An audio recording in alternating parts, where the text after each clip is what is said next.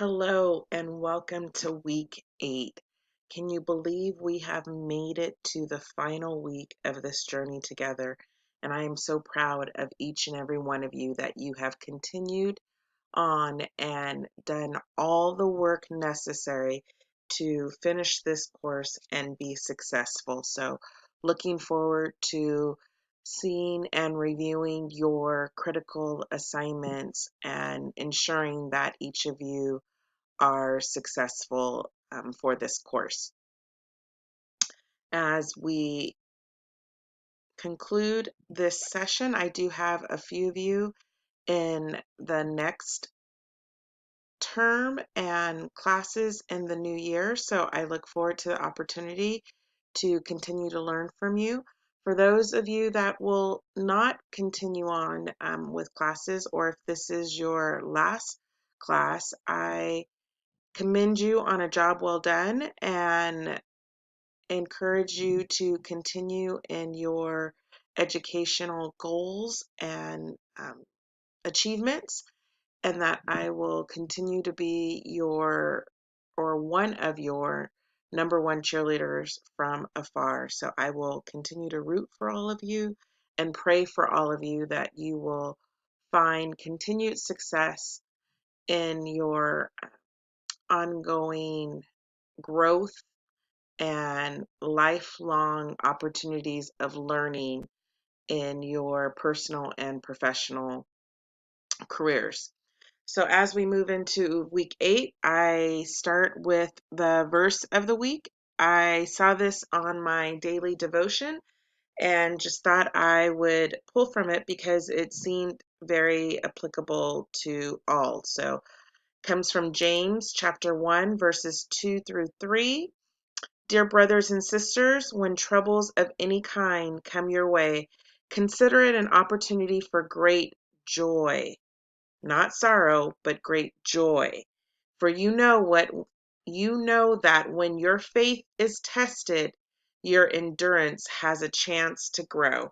So I think that is very fitting for all of us, that when we face trials and tribulations, just know that we are still being protected and loved and held by God, and our faith just has to rely on that, and that it's going to help us to grow in our faith, our love, our understanding, and our purpose that God would have for us. So this week, as I said before, you have a short week in regards to submitting your assignments, and so right out the gate, important for you to review this lecture, and you can do it in your car for audio because I don't have my visual on this week, giving you an opportunity just to pop this in and continue to do whatever else you need to do, just to kind of listen to some of the particulars that are needed to ensure the completion and success of this course. So you still have reading assignments for this week that you will need to complete, and you have a discussion board, and you will need to do your presentations building off of the critical assignment that you wrote. So your required readings are chapter 17 and 18. There are PowerPoints here provided for you. So chapter 17, working with white ethnic clients, an interview with the author. And then chapter 18, some closing thoughts. And both of the PowerPoints are there and available to you. I'm not going to go through them because that just is going to take up more time, when you can use that time appropriately to make sure that you are reviewing all of them and using your text, which should be incorporated in your last discussion board and your critical assignment if applicable to the topic. There should be something within that textbook that is applicable to your topic. So I do want to see your textbook as one of your references. As we talked about before and discussed in other lectures, I'm looking for the highest level of substantial research to support what you are speaking to, what your findings are, what your recommendations are. In addition to the 2 chapter readings, you will also have another article to read, Acknowledging White Ethnic Groups and Multicultural Counseling. So, really good article that you're going to want to give some time to, and making sure that you spend some time reviewing. Not too long of an article, only about 4 pages. So shouldn't take you too much time, but make sure that you still are incorporating that as part of your final week and readings. Moving back to your Blackboard discussion for this week is the question you will be answering is, what cultural considerations must be made when working with white ethnic clients? What do you feel is the most important lesson you have learned in this course regarding cultural sensitivity as a human services provider? How can the biblical perspective be useful in conjunction with this knowledge?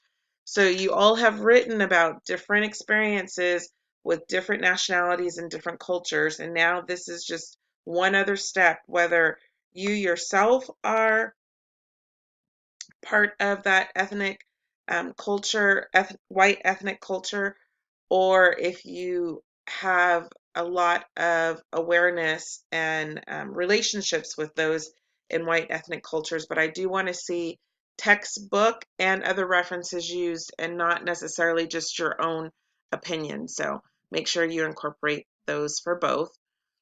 Your critical assignment presentation, we talked about this a little bit slightly last week. I hope you've been able to see that.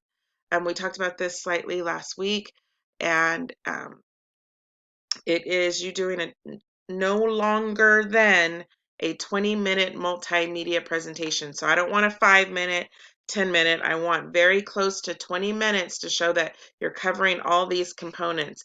And this is an important part of your critical and what is considered a capstone assignment. So if you don't pass this piece of your course, then you cannot pass your course overall. So it is very important that you give this your ample attention to make sure that you are completing it timely and covering all necessary components. So within the critical assignment and your video presentation, you're going to outline and address the current socio-demographics of the group. What are the major trends? You're going to give me an overview of the beliefs and stereotypes about the group throughout history, an analysis of how those beliefs and stereotypes have been maintained and continue to thrive today, a history of how the groups have been treated in the United States, include content on legal, political, economic, and educational oppression the group has experienced, an overview of values and norms, the strengths of the groups, positive coping and resiliency of the groups, really looking for that resiliency and the positive outcomes of that group. Again, 5 to 7 additional scholar sources should be used and should have been used in your critical assignment. The written portion, I want to see higher towards the 7 or more, because it just shows the extensive research in the background of what you have studied to ensure that you have a well-rounded understanding of that topic. As you do your presentation, feel free to take from PowerPoint and or any other Canva, any other tools and software. You can do it through VoiceThread, Screencast-O-Matic, MoveNote, Prezi. Any of those things are appropriate for that presentation to be uploaded, but it has to be uploaded through critical um, the critical assignment where you're going to check for the safe assign, and then you have to submit it through the task stream. If you do not submit it first, so here are the directions to help you um, understand how to make sure that you upload it correctly. So make sure you start with directions.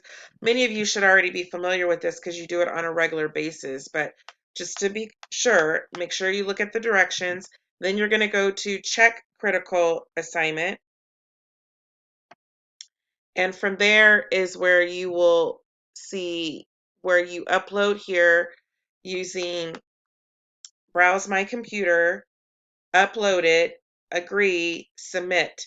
There you will get a report from SafeAssign, an originality report, and it highlights that percentage of what you've used in regards to your own words and sources that you are using within your presentation and document. And so keep in mind that we don't want high percentages, and make sure you're quoting your sources appropriately so it does not come up as high percentage. You should be rephrasing and putting it into a flow process for what statements you're making, and it should not be verbatim straight from the source that you pulled it from. Once you check it through critical assignment, then you're going to move to actually submit through the critical assignment, which is the task stream. And that's where I described before that you're going to refer to the directions if you're not sure. That's here, directions for submitting, but it's pretty simple, pretty straightforward. You're going to go to your course, which is here. You're going to click on, mine will look a little bit different, so I'm not going to be able to go all the way through. So I'm not going to be able to show you, but follow through with your directions if you're not sure. But as I said before, you all have had plenty of classes thus far and have had to do this, so it should not be something new. I know you guys are going to have great presentations. I look forward to reviewing them. I've enjoyed all of the work that you've submitted up to this point. I will offer extra credit for evaluations being completed, but you do have to send me an email confirming that you have completed the evaluation. So once you've done all your work and submit it, and let's go back to the time frames because the time frames are very important for this week 8, you need to complete the discussion board by Friday at the latest, 11:59 p.m. and however, your critical assignment, the part 3, which is the presentation portion, is due by Wednesday. Wednesday at 11:59 p.m., no later. This is 1 week that I cannot accept late work. If you do have any late work pending where you've contacted me and notified me of late submittals, make sure that that work is in because I am on very short timelines for grading all of your work and getting it uploaded with your final grades. If you have questions or concerns about anything that is covered in week 8, when the deadlines are and what you have to submit, please reach out to me in an email at your earliest convenience.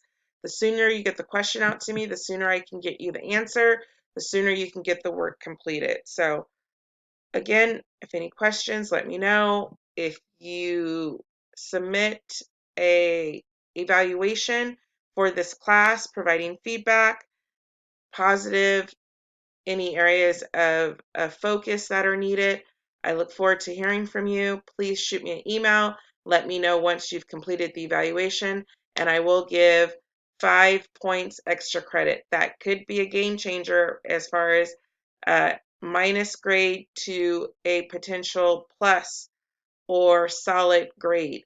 So it is very advantageous for you to complete the evaluation. Make sure you shoot me an email. If you do not shoot me an email, I will not know because it is anonymous, so I cannot tell if you have submitted. Any questions, reach out to me. Again, thank you for the opportunity to serve as your instructor. I look forward to other opportunities for us to connect and cross paths. May God bless you and keep you and give you the strength and guidance and protection that you need to accomplish great things in life. I look forward to hearing of all your wonderful accomplishments. Take care. God bless and thank you for the opportunity.